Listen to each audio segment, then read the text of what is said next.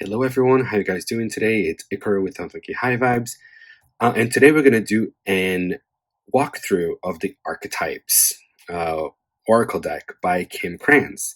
She is the Wild Unknown creator. She created the Wild Unknown Tarot and the Wild Unknown Animal Spirit Oracle deck. And honestly, I am not a huge fan of rounded decks, but this one really spoke to me.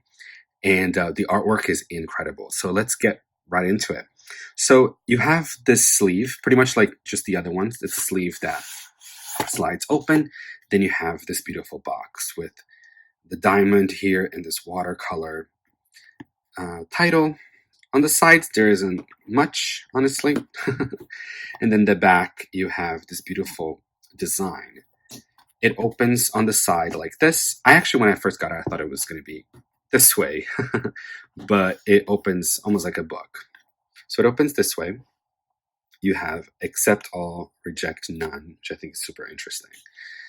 And I love this. You have your ribbon that pulls open. You got your book, which we're going to talk about in a second. And then you open more and you have the box, the rounded box with your deck. 78 cards in here. It's not a tarot deck, but she created 78 cards. And she actually separated them in suits, which I'll show you in a second right now. So you have the book. She explains a bit of her story, the ocean within the mountain. She explains what that means in here with love, Kim Krans. What else we have? We have the sphere, so like talking about the deck being round, awakening the archetypes, what they are, kind of like where they come from, and even a little bit on how to work with your pendulum a little bit when it comes to the cards. You have understanding the deck, and this is where she separates them by suits. You have the selves. Okay, so the selves are from cards 1 through 30, which are selves archetypes, obviously. Then you have the archetypal places. She does explain in the book what that means as well, and it's from cards 31 to 50. And then she has the tools, the archetypal tools, which are from card 51 to 70.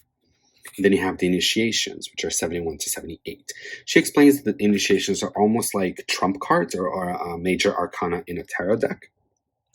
Then you have using the cards, which gives you different spreads, and if you want to use card rotations, which I don't yet because I'm still learning how the deck speaks in its language. But if you're comfortable with round decks, totally go for it. I'm not quite yet. And then you have the card meanings, which I love how she has the blurb here, and then she has 3 other areas of where you can look at. So honestly, overall, it's an incredible deck. So let's look at the cards. I will be showing you all the cards for those that are curious, but because I love, whenever I'm watching an unboxing, I want to see everything. So these are the backs, that diamond that we see throughout. You kind of got the diamond here. But if you don't want to see all the cards, you're totally welcome to skip the video or skip forward. It's up to you. So let's flip them. The first one is the mother. So I don't know if you can tell, but this pearl is not a drawing. It's actually a picture. So what she does here is she has a bit of a collage. See, like this star here with this coin. It's a bit of a collage deck, but also her, line, ink, pen artwork that she's famous for.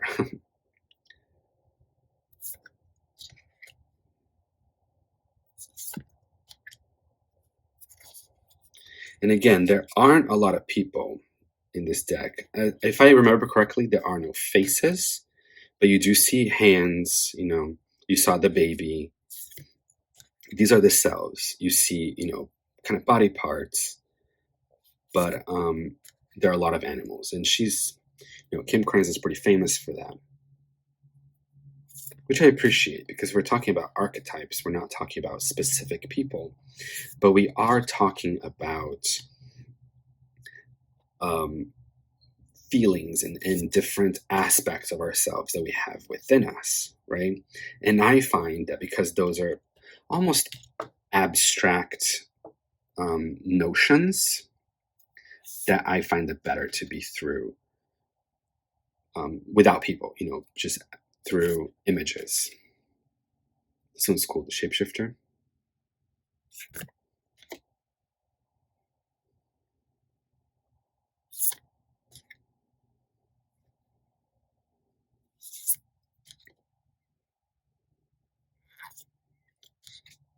Also, they're all from 1 to 78. They're all Roman numerals, which I'm familiar with Roman numerals, to be honest with you. I know a lot of people don't know, but this one is not so hard, but you definitely get better with Roman numerals the more you work with this deck. If you're also into numerology, because a lot of people, they look at the cards and they also look at the numbers to add a whole new layer to the reading.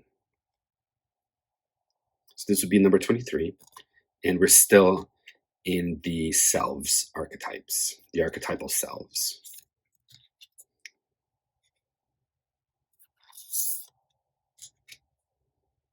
This one is really cute. I mean, a little creepy because of the eyes, but I think it's actually kind of cute with the... This one is a little bit, I think, difficult for someone who's colorblind, but the unseen makes sense to me.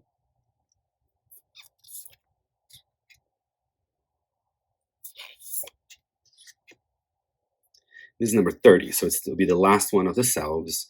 Now we get to the places, which are archetypal places.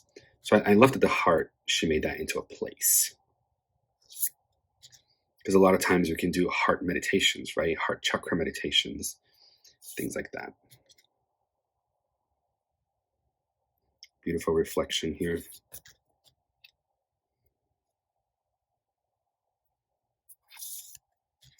The card stock too is really good, you guys. I'm not, a designer by any to know like, oh, it's 300, GSM or something, but it's pretty thick, honestly. It's a really good cardstock. I love the bridge. I love the rainbow bridge. Temple, beautiful.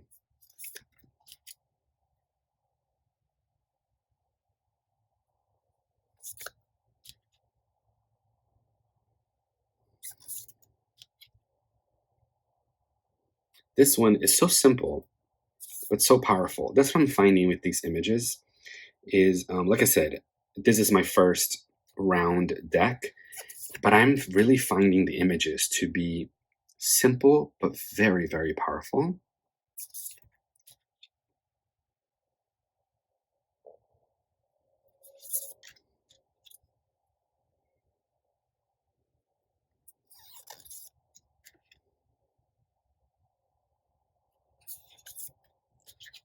But also very beautiful. I'm a fan of her artwork.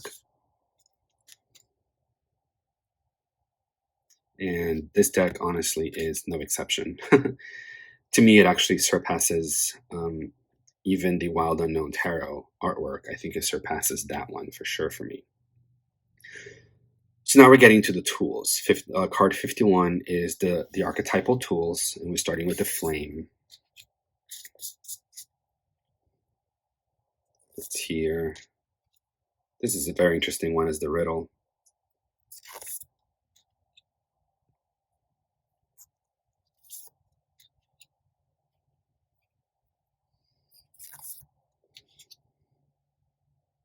Beautiful gem. She's still keeping up with like her black and white imagery, but also a lot of rainbow colors. She really finds a beautiful balance between using bright colors and also using a lot of black and white.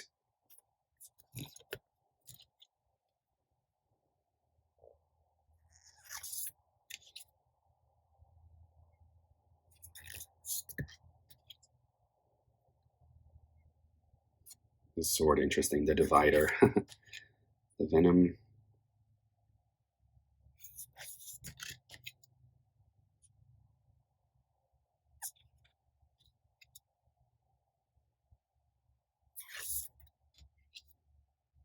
This one is just so simple, but so incredibly beautiful.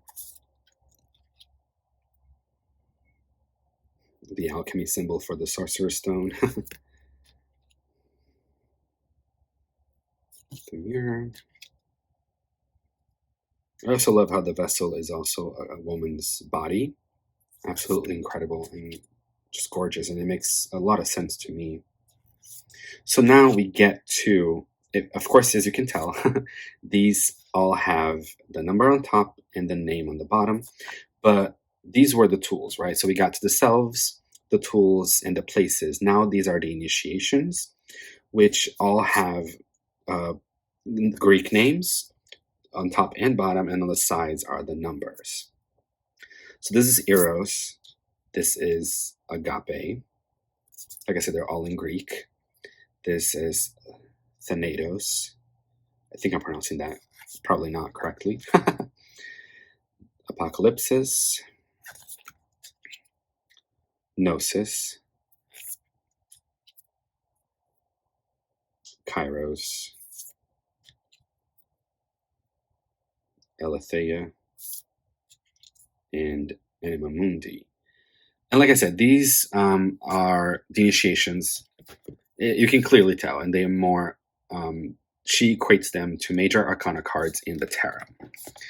So there's honestly a lot to work here with this deck. It's a pretty thick deck. I'm actually going to leave the edges white, but you guys can totally edge it black if you want. Of course, your own color if you so choose. I haven't worked that much with this deck yet, so I'm not going to really give you a review of it. I just gave you a walkthrough. I hope you enjoyed this walkthrough. I hope that this convinced you to either get the deck or not. And thank you so much for joining me, guys. Have a beautiful week.